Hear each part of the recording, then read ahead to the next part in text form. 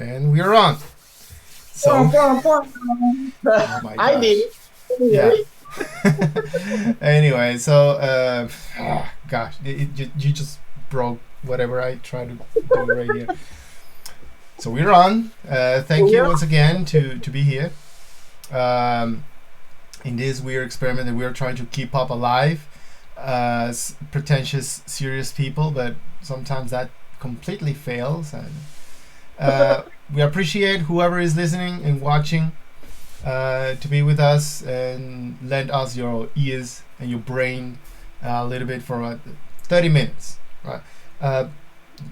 As I remind over here, just presenting what we are doing here. We are trying to bring some light into all the noise and darkness that we are having, and in this era of information, we are trying to bring some ideas on how to tackle or approach things that we might consume, mostly information, news, and that kind of stuff, and see how we can make a stop, how we can process things, how can we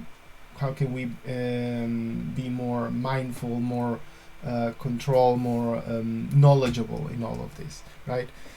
Also at the same time, because we usually take one topic and we use it as an example.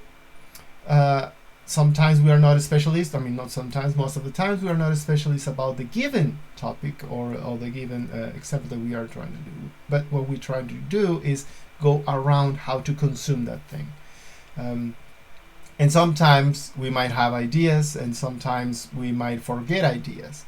Like a lot of us have that situation that 2 or 3 hours after we have a conversation, we start with I should have said this and that.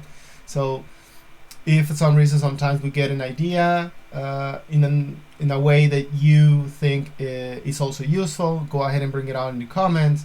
If we get a concept that might be incorrect, which could be also debatable, go ahead and let's try to be all respectful over here, right? And actually today's topic, it's really on point for the things that we're trying to bring over here, because it's about how to consume social media, right? So I'm going to leave right now this moment to the stallion over here. Okay, so all yours. And like this. Hello, everyone. So, as Fernando was saying, today's topic is very much related to our project. I mean, we are going to focus on information and news and the consume of news on social media. And we will take as an example what happened between Facebook and the Australian government. So all the ban and etc. that we will see later on. So I wanted to bring this topic because, in my opinion, most of the time when we are scrolling down on Facebook, for example, we receive tons of information. So I use receive on purpose because most of the time we don't look for the information itself. It's just in the feed, and we receive that information. And so what's the big deal about that?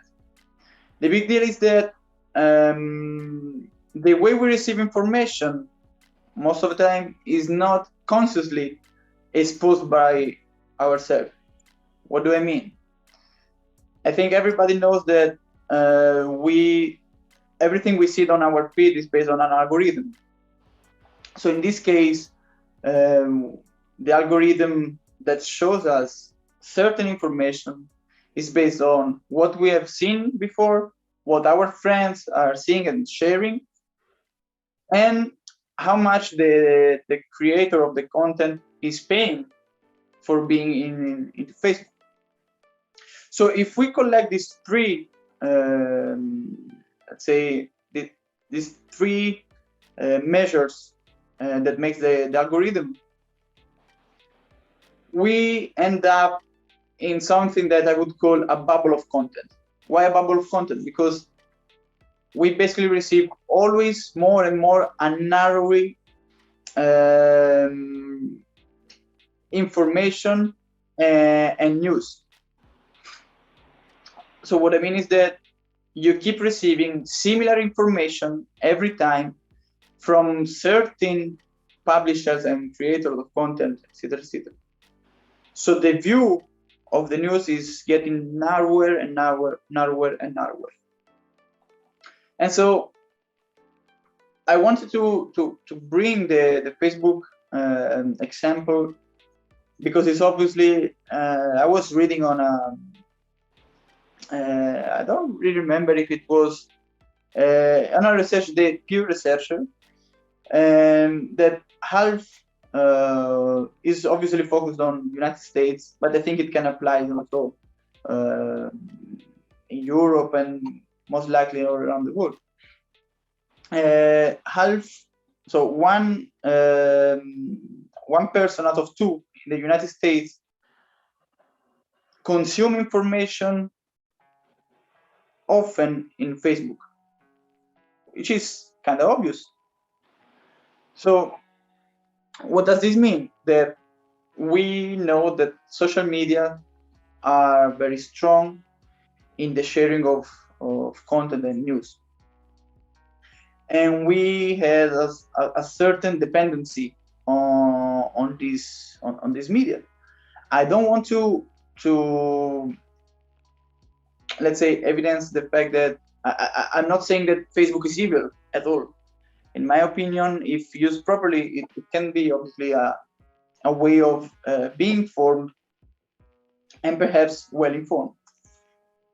So when it comes to what happened between Facebook and the Australian government, and actually it was also Google, but let's say Google was much more sweeter than Facebook. So what happened is that the Australian government said, okay, look, Facebook, you need to pay something to the creators of the content that you are sharing in your platform, because you are getting money through that. And so while Google said, okay, we will sort it out, we will find a solution, Facebook said, you know what? Hell no. I'm not letting you impose yourself on me. And so instead, I will ban all the sharing of news in Australia. And actually, what they did also was to ban many pages, institutional pages of the Australian government.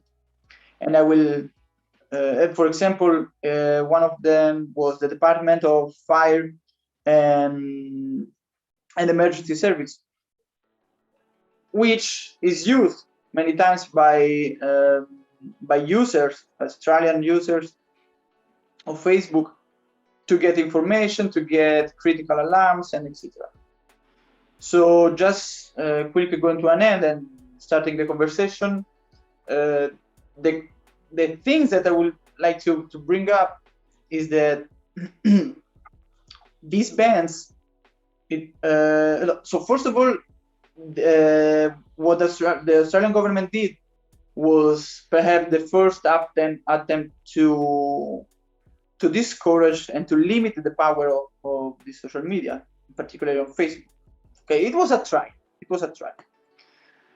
But then also all the bans that happened were a show of how powerful and how critical the consumption of news on the media is.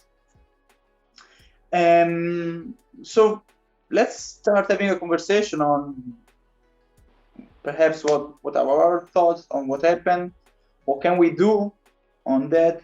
For example, can we escape this dependency we have on Facebook, on the consumption of news on Facebook? And I'm starting to think that increasingly there is always more a FOMO concept, so a fear of missing out concept on news, because the way we are receiving news and not actually looking for them is the idea of having to be always more and more updated about everything. So yeah, I will just give you the floor and tell me what's your thought. Toss And it let's up a start little again. bit, I guess. Well, so for starters, like this, all of this that you're presenting right now, obviously is not even close to be a new thing, right? But what has happened in the last 10 years is that this we can say that certain companies have cracked the code on how to hook more people, right? Mm-hmm. So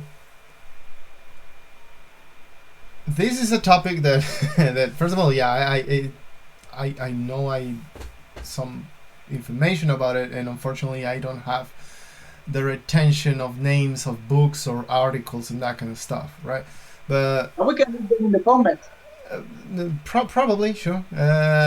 But for example, all of this, the interaction, as if we start from one point, like the receiving news that you were talking about, and the bubble of content, right? First, tackling a little bit of that. So that first of all, that needs to be seen from the perspective of casinos. Yeah, this has been something I study from the perspective of slot machines.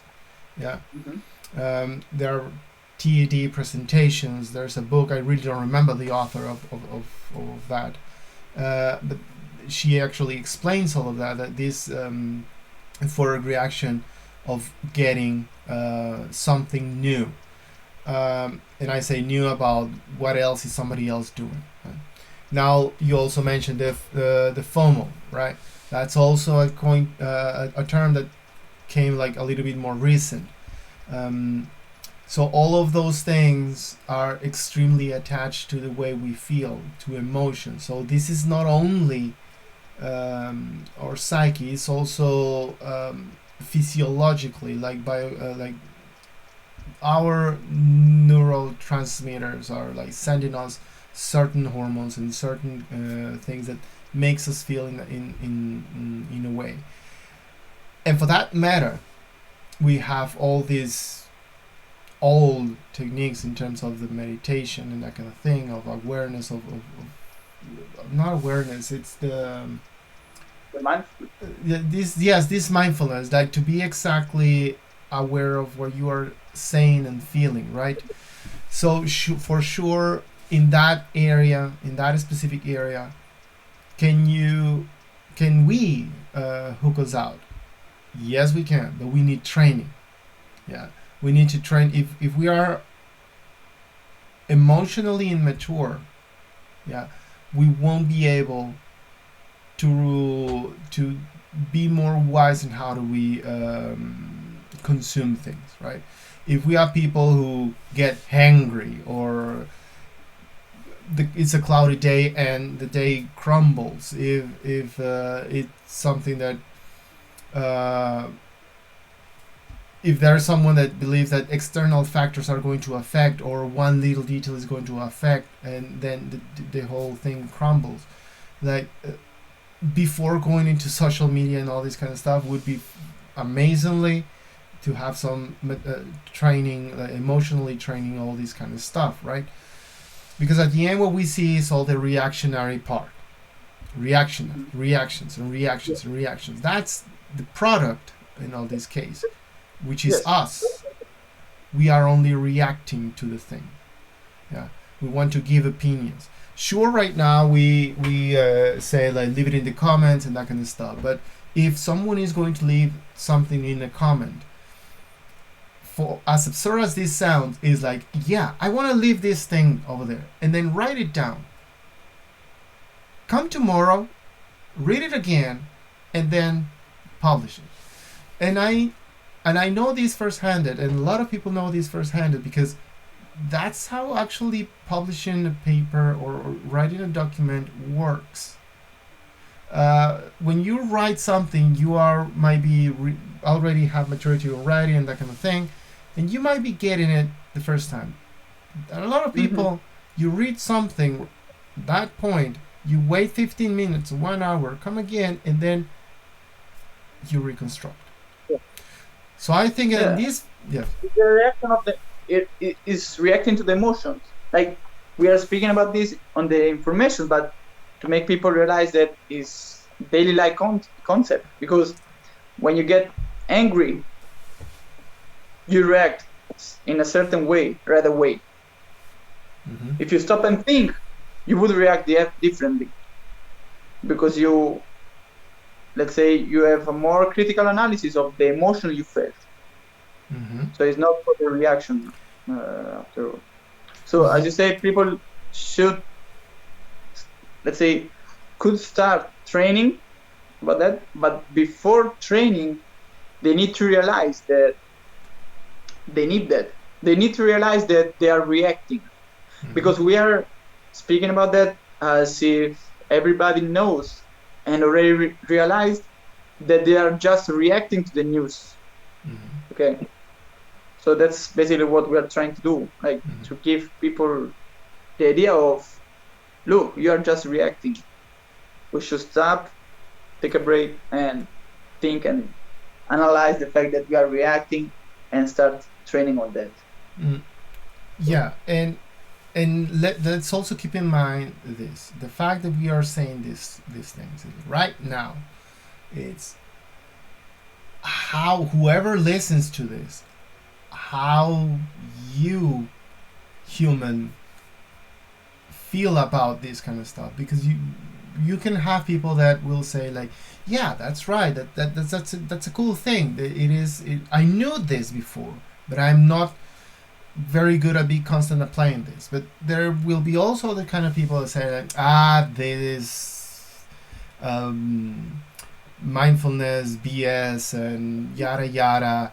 Like putting a task onto something where we are in our comfort zone, it's going to be a little bit of mental challenge. Yeah, because if the person is already feeling nice being in a given way, this is about trying to change that, and very few people like to do that. Now, why would someone do something like this? Well, first of all, I think there has to be enough documentation also about in terms of health, right? And also because if we see the overall situation in the world, I don't know, but apparently the majority doesn't like the current situation in the world, in all of this, especially with the social media. Like, very few people, I would say, that I know that are okay in how things happen in social media. Yeah. But that's also, it can be also debatable in terms of like people liking to be in all this aggressive environment of constant conflict. There can be some debates about why these people like to do this kind of thing, but at least in a certain generalistic soft plane, I would say that in this first part is step back, is learn how not to react, not instantly react, at least in internet, which actually allows us to not entirely react. Nobody is putting a gun in our faces to press publish or to press tweet on that kind of stuff. Yeah, that's our choice, right? In the same way, it's what kind of content, with the bubble that you were saying, right? What kind of content you are following, right? Facebook does not give us the thing, in a way, because it's true when you say that we are receiving. Yeah, we receive, but at the same time, we are the ones who are speaking to the algorithm and telling it we are interested in that, or we are morbosely interested in something, right? I even have this game with a couple of my friends. When I see something, I don't know, for example, Instagram, that is like, I intentionally look at like even conspiracy theories and that kind of stuff, and I said, "Ooh, this is horrible. Let me go ahead and send it to a couple of my friends so I can pollute their algorithm." And that's the whole idea, because I know that immediately when they see it, they will start getting that kind of stuff. That's the fact. That's the fact. Because you are conscious about that. Yeah. I mean, you're mindful. Very evil. The fact is that most people are not. I mean, so I think in a certain way it's good that, and we will see this point maybe later, about this FOMO concept on news, about being updated on everything. So being interested in everything is, I mean, it's almost impossible to be informed on everything. So, of course, the algorithm respect your interests, but how aware of your interests you are? I mean, I don't know if I explain myself. I mean, when you see something, a topic, you just like it, okay, but I don't think you give the weight of that topic, of that content, the weight of an interest you have. Okay, so you're not conscious on the interest you are having right now because of the dynamic of the thing. I don't know. Maybe not necessarily. I don't know if it's necessarily not conscious of the interest, but you might be interested, but the level of interest, yeah, that's what might someone do not understand. Unfortunately, algorithms might miss those kind of stuff. It's like, sure, I can like a music video or a cat video, something like that, but I'm not interested equally on them, right? Mm-hmm.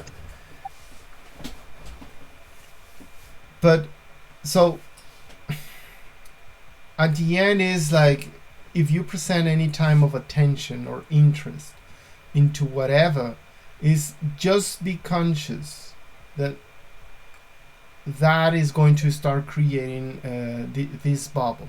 Now, if you don't want to be creating that kind of thing, and this is going to be interesting, is do not like anything.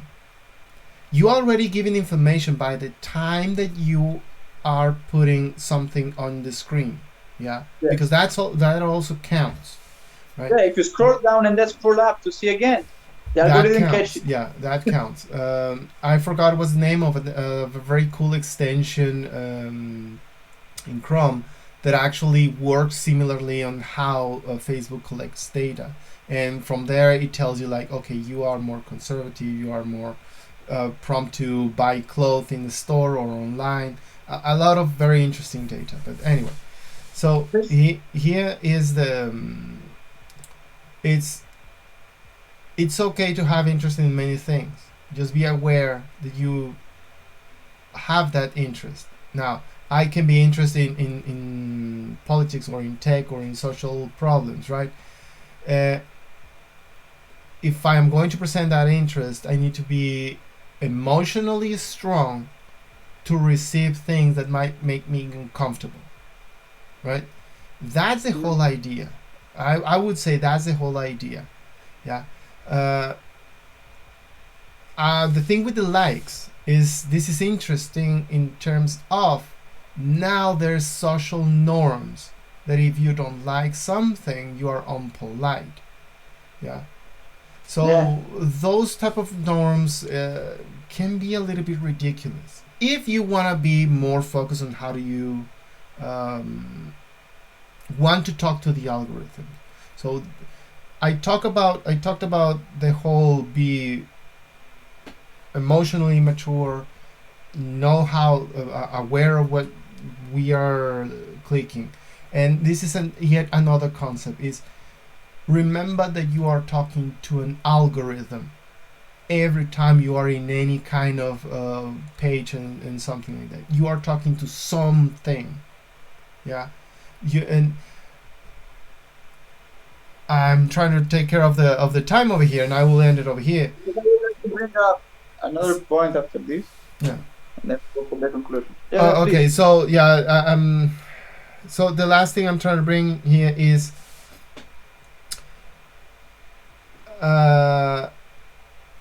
So no, I kind of lost my train of thought. So I was talking about the part about we talk to algorithms, and yeah, do not blame the company. Yeah, do not blame the company. That's one important thing. The company is just doing something. There's a lot of talk about the privacy thing, and that's the point that I wanted to make. Is if something is happening today, is we are given the chance to be as transparent with ourselves as possible.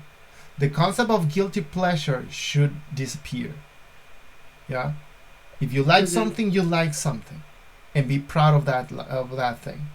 But now that we know that we can talk to algorithms that do not sympathize with us, whatever that is trying to give us, we can have more control over our decisions of the things that we speak. And I'll leave it like that. We should give more value to any action we take on social media. I mean, because of the fact that most of the time, what you do on Facebook, for example, doesn't harm anybody in general. I mean, you don't have the feelings that it harms anyone, okay? Because still, there is not, let's say, a mindful use of the media, of this social media. We should start and give any action we take on those platforms the right value.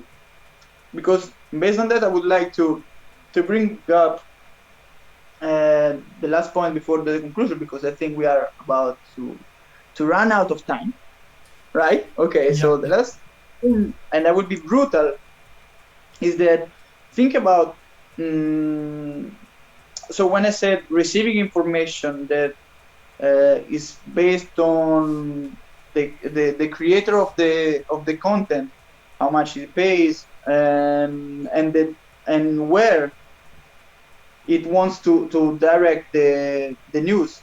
Think about how easy it would be to, let's say, avoid me or Ferna on having a certain news on my feed if the creator wouldn't want me to see that. For example, if I am creating, I don't know, an advertisement on selling a house, okay, and I want this advertisement to be seen only among the people between 30 and 40, okay? So me, myself, I will not be allowed to see that, okay? Now, try to think about this, but not for the advertisement of house, but for example, I will be brutal for what happened with the Capitol. Just an example. How easy it could be to manage and direct information to certain groups and avoid others to consume those information. So that's why it's very important to be conscious on what you are seeing and what actions you are taking on everything you do on media. And try to avoid, and here I'm slowly introducing to the conclusions, try to avoid this FOMO concept. Might try to turn it into a FOMC concept, which is a fear of misleading content, okay? And try to define what's your real interest. So what you are really interested into. Like, for example, I don't know, choose 3 topics, choose 3 reliable institutional websites or some, let's say, reliable journals, and at least one per day go and check some information there, some news there. So that should be a kind of training to start being more aware of what you are consuming, because what you consume is what makes you. I don't know. It doesn't make any sense. It always works with diet. Yes. Okay, so I think we basically just wrap it up. So from my side, the last thoughts is just repeating: is be aware of what you consume, where you click. Wait to give any opinion. Yeah, nobody's forcing anybody. Grow up emotionally and understand that we are talking with algorithms and we are just given what we are interest or partially interest. I will leave it like that. I will not discuss a couple of the things. I think this should deserve even continuation, but we'll see. Okay. So, please comment and let us know what do you think about this topic, and relax. what he's saying. So, so thank you once again. We'll leave it like that, and we were on. We were. Until next one. Ciao, people.